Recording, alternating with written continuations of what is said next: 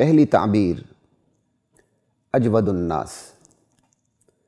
عام حالات میں بھی آپ ہر انسان سے زیادہ سخی تھے، جود و سخا کے مالک تھے، ہر انسان سے بڑھ کر۔ دوسری تعبیر اجود ما یکون فی رمضان، ماہ رمضان میں بوقت ملاقات جبریل آپ عام مہینوں کی نسبت زیادہ سخی ہو جاتے ہیں، یا یہ مفہوم ہے کہ ماہ رمضان میں بوقت ملاقات جبریل آپ تمام موجودات اور مخلوقات سے بڑھ کر سخی ہو جاتے ہیں۔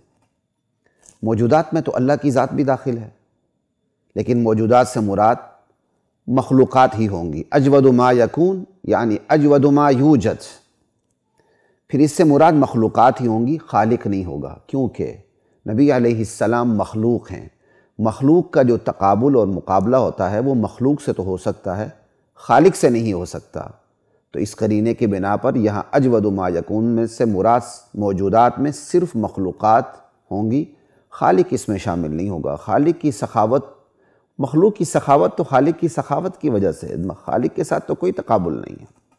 اسی لیے حدیث کی وضاحت کی ابتدا میں ہی میں نے یہ کہہ دیا تھا، اس بات پر میں نے متنبہ کر دیا تھا کہ یہ جو تعبیرات اختیار کی گئیں اس میں لفظ کی من وعن پیروی ضروری نہیں ہوتی، بلکہ محاورے کو پیش نظر رکھا جاتا ہے، اور محاوراتی جو معنی اور مفہوم ہوتا ہے اسے ہی لیا جاتا ہے۔ لا الہ الا اللہ۔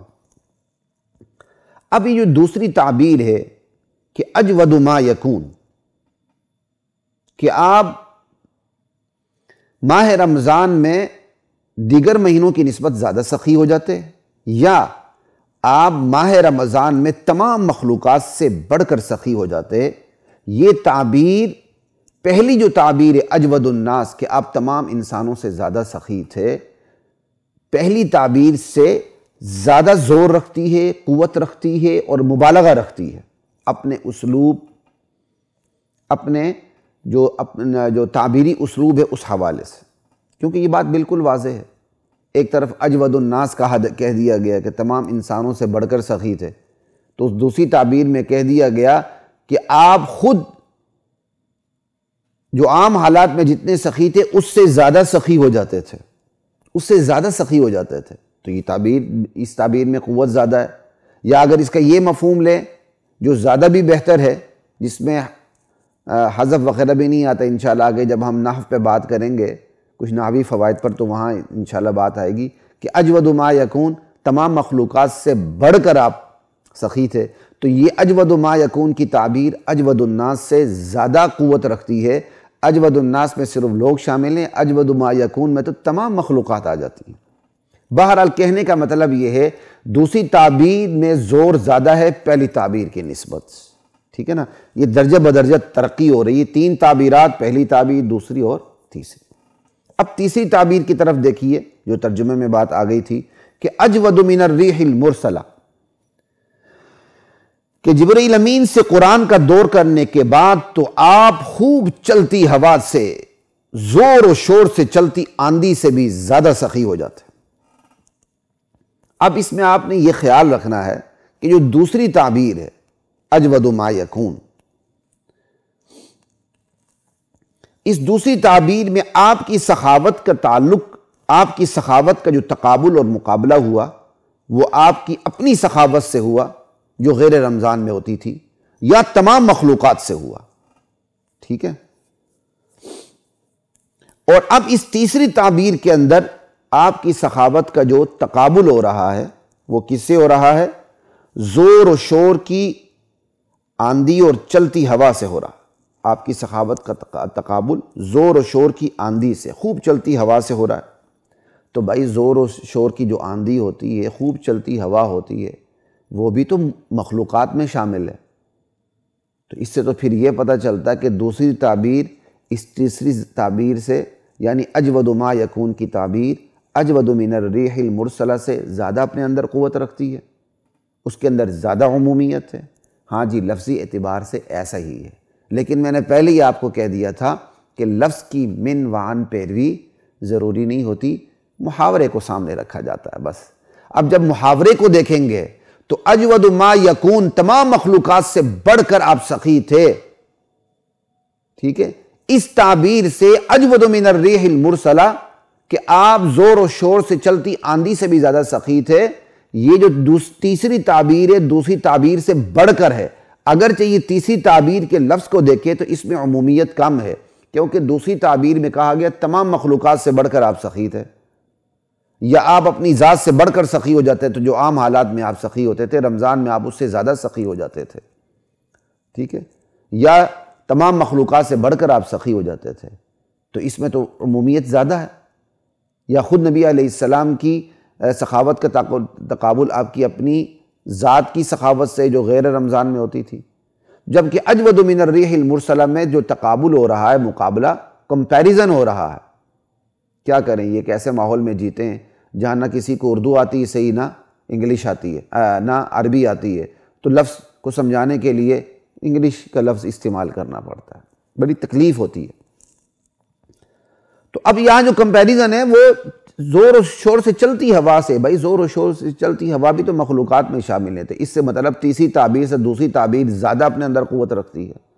تو میں نے پہلے ہی کہہ دیا تھا کہ لفظ کی من وعن پیروی نہیں کرنی بلکہ محاورے کو دیکھنا ہے۔ تو لفظ کو دیکھے تو دوسری تعبیر زیادہ قوت رکھتی تیسری تعبیر سے، لیکن محاورے کو دیکھے تو تیسری تعبیر زیادہ قوت رکھتی دوسری تعبیر سے۔ وہ کیسے؟ وہ آپ کو میں بتاتا ہوں۔ وہ یہ کہ عرب کے صحرائی، ریگستانی اور چٹیل پہاڑوں کے ماحول میں اجود من الریح المرسلہ کی تعبیر، چلتی ہوا سے زیادہ سخاوت کی تعبیر، دوسری تعبیر اجود ما یکون فی رمضان کی نسبت زیادہ قوت، شہرت، زیادہ پر لطف اور زیادہ خوشگوار احساس رکھتی ہے اپنے اندر۔ کیسے؟ ذرا آپ اپنے تخیل کی قوت کو ذرا پرواز تو دیں۔ عرب کے بیابانوں میں، وادی غیر ذی زرع میں خوشگوار ہوائیں چلتی ہیں تو پھر بارش کی برسات برستی ہے، مردہ زمین لہلہانے لگتی ہے، ریگستانوں، صحراؤں اور بیابانوں میں زندگی جنم لیتی ہے۔ اللہ اکبر!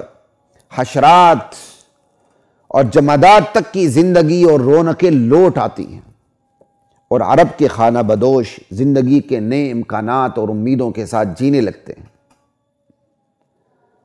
اللہ اکبر!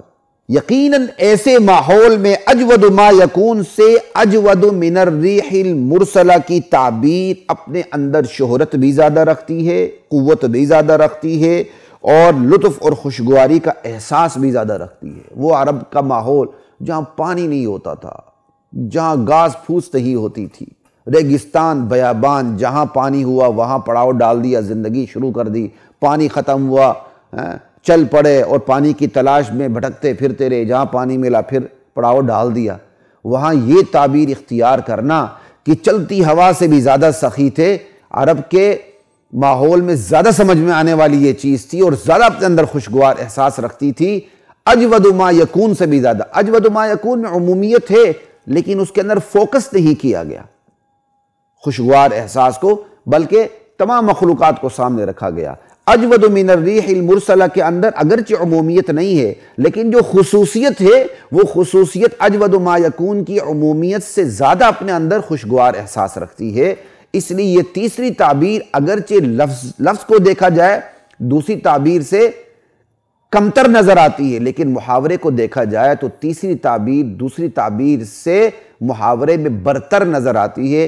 یہی میں نے آپ کو شروع میں کہہ دیا تھا کہ ان تعبیرات میں آپ نے لفظ کی من وعن پیروی نہیں کرنی بلکہ محاورات کو دیکھنا کہ عربی محاورے کے اندر کون سا محاورہ، کون سی تعبیر اپنے اندر زیادہ زور رکھتی ہے۔ اللہ اکبر! ذالکما مما علمنی ربی۔ اچھا جی، اب حاصل کلام یہ کہ نبی علیہ السلام کائنات کے اور موجودات کے سخی ترین انسان تھے۔ آپ کی ذات کا جو آپ کی سخاوت کا تقابل خود آپ کی اپنی سخاوت سے ہو جاتا تھا۔ اللہ اکبر!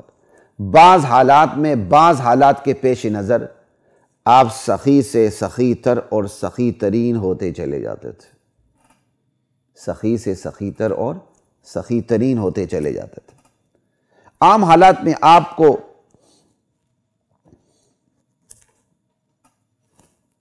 عام حالات میں آپ سب سے زیادہ سخی رہتے ہیں، اللہ اکبر، لیکن ماہ رمضان میں بوقت ملاقات جبریل امین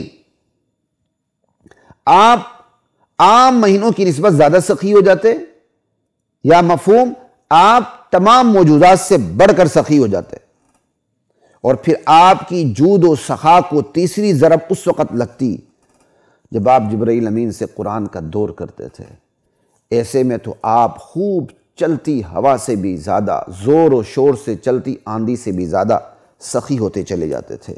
من جانب اللہ، جیسے دھیرے دھیرے آپ پر نعمتوں کی، برکتوں کی، رفعتوں کی، رحمتوں کی برسات برستی چلی جاتی تھی، بالکل آپ کی سخاوت بھی ترقی کے منازل طے کرتی چلی جاتی تھی۔ لا الہ الا اللہ، اللہ اکبر۔ سلام اس پر جو اجود الناس تھا، سلام اس پر جو اجود ما یکون فی رمضان تھا، سلام اس پر جو اجود من الریح المرسلہ تھا۔ کیا خوب فرمایا ابن کثیر نے، امام علامہ ابن کثیر رحمہ اللہ نے کیا خوب فرمایا کہ اشرف الکتاب، اشرف اللغات میں، اشرف الملائکہ کے ذریعے، اشرف الانبیاء پر، اشرف المکان میں، اشرف الزمان میں نازل ہوئی۔ اللہ اکبر۔ پھر ایسے میں نبی علیہ السلام کی جود و سخا کو ضربیں تو لگنی تھی۔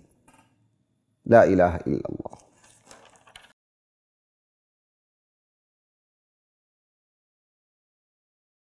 وَلَقَدْ أَنزَلْنَا